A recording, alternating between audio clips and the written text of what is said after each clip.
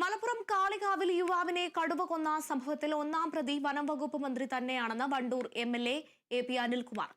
ഏതെങ്കിലും ഉദ്യോഗസ്ഥരുടെ പേരിൽ നടപടിയെടുത്ത ഉത്തരവാദിത്തത്തിൽ നിന്ന് ഒഴിഞ്ഞുമാറാൻ മന്ത്രിക്ക് കഴിയില്ല.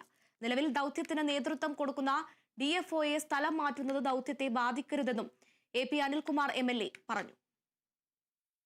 2 മാസം മുമ്പ് ഞാൻ മന്ത്രിയോട് നേരിട്ടും നിയമസഭയിലും പറഞ്ഞതാണ്. വളരെ ഗൗരവതരമാണ് കാര്യം.